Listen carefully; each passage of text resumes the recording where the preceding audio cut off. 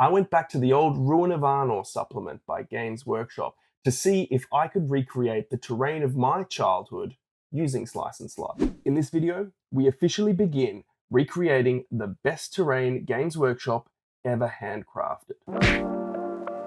Let's rewind to 2007. I was about to take my hobby hiatus. Enter the Ruin of Arnor. Now this supplement had it all. A great theme, new armies, and a narrative campaign that enabled you to recreate the fall of a once mighty empire. But the thing that captured my imagination was the terrain. You see, this was back in the era where Games Workshop used to actually craft terrain from foam instead of relying on plastic kits that they could sell to you or me. So today, we begin with the smallest piece in the set. I don't want to recreate it exactly because I'm using Slice and Slot and I want it to be my own. Speaking of which, let's take a look at this Slice and Slot piece I've designed. Now the legs have been printed separately and they have these square pegs that help to align them with the arches that they connect into. If you want to copy this build, you can grab these files over on our My Mini Factory store. The link will be in the description below. Now let's look at how we align the foam. So we can see here the measurement that we need to get, and there is actually quite an easy way to get the perfect dimensions for this. We know that the corners are 10mm squares. So all we're going to do is cut out our extra large archway and then use an offcut of 10mm XPS foam and mark that out from the edge of the arch. And this will give us the perfect length for those pieces. Once I've got that cut out, I'll just do a quick test fit to make sure that I've measured everything correctly and it slots in perfectly. So I go ahead and I cut out 3 more pieces so I've got enough for each side. Now we do need to consider the corners. The approach that I'm taking here is to think about it as having a front, a back, and 2 sides. Let's call this the front. So I'm going to snap off the bottom 3 rows of bricks as we don't need those at all. Then I'll come in with my pencil and I'll mark out every second brick so I know which pieces to cut for the corner. I slot it into the Score-O-Matic to get the right depth and then use the Proxon to cut out those bricks that I've marked up. Then it's just a case of repeating it on all 4 sides to make sure that they all interlock. And there we go. Now we've got a piece that will fit perfectly into that 3D printed element and have a really tidy corner. Looking at this, the walls are a bit high, so I want to take it down to about half the height, just noting where I want that on whilst I've got the foam inserted. And then because I've scored pretty deep along these lines, I can just come through and snap that piece of foam off. I'm marking out where I want to essentially carve away the pieces to create more of a ruined look.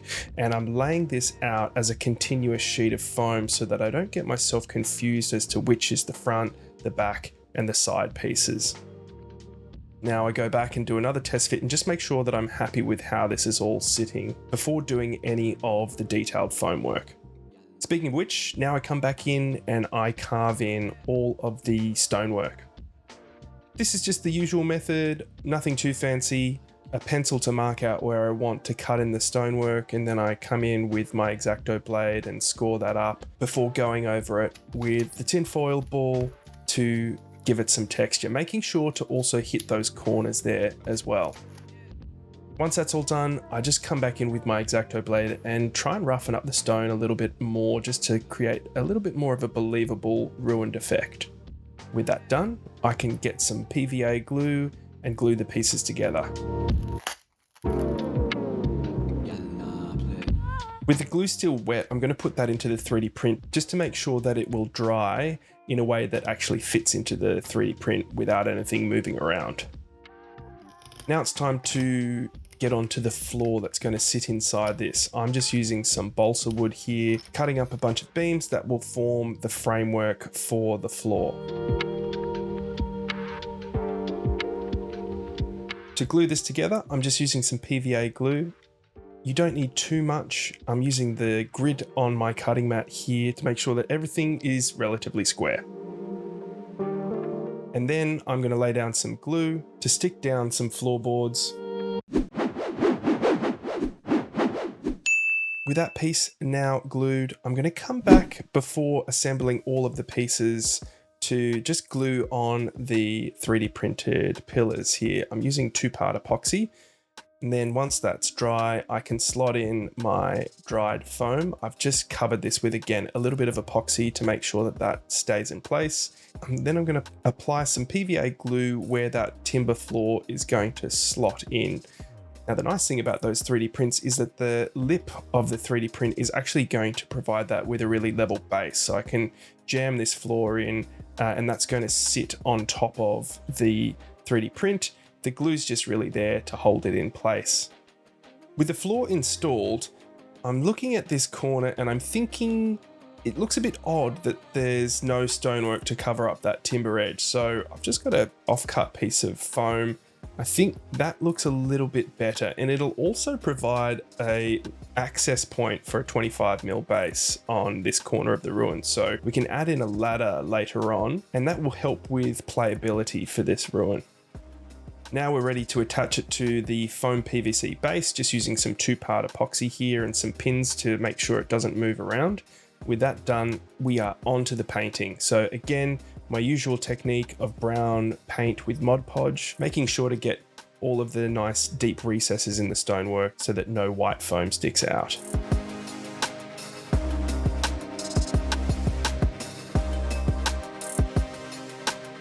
With that done, I'm going to come in with the airbrush. Same thing as the last few videos, just give it a quick base coat of that mid-grey tone with a little bit of brown showing through. Not worried about getting any of the timber, as that will get a contrast paint over the top of it. So we're going to do a bit of pre-painting on that one with the lighter greys anyway.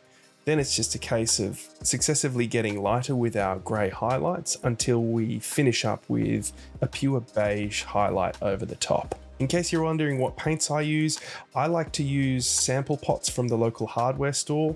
The pigmentation is really strong, and in terms of a price, if you just get a sample pot, it'll be pretty affordable and last you a really long time. I picked up these sample pots quite a few years ago and they're still going strong.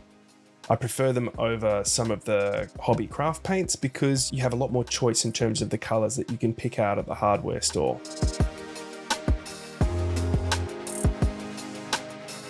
With the stonework done, I'm going to come in and paint up the timber. Now I'm just using a wildwood contrast paint here, and as I'm applying it, I'm mixing it with some water to make sure that it's not going on too heavily. Once that's dry, I'm going to come back in with a beige dry brush over the top. I went a little bit heavy here.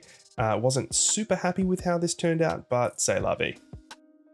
Then it's on to the weathering. Now this is exactly the same as I've covered off in my past few videos. With the airbrush, we're just going to apply a mix of green and brown inks over the top, anywhere there's recessed stonework, around the bottom of the pillars, and anywhere that it makes sense that grime and moss and mildew would build up.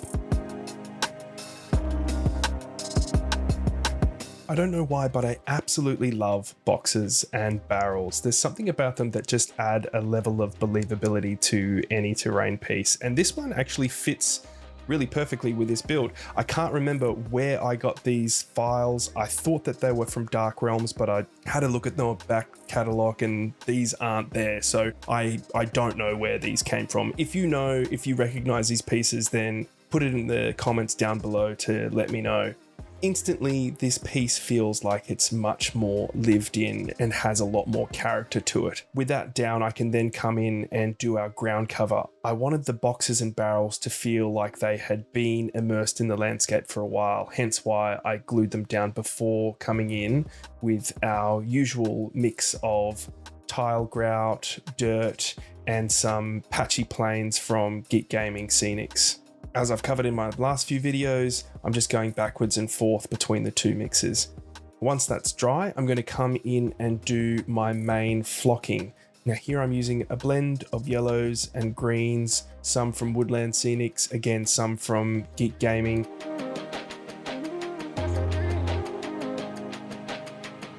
And then I'm going to come in with my leaf scatter mix that I've covered in the last few videos as well. Birch seeds always go a long way to selling a piece of terrain. Then it's on to the clump foliage, and once that's all down and soaked in PVA and isopropyl, the only thing left to do is our grass tufts. So I guess we're going to need some kind of reveal.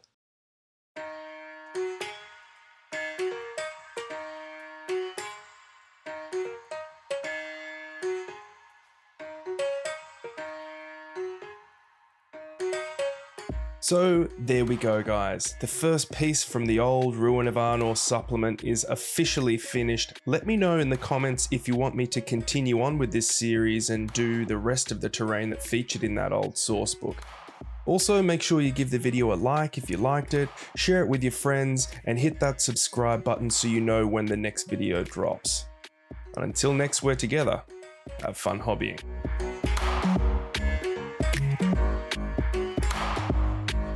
Thank you.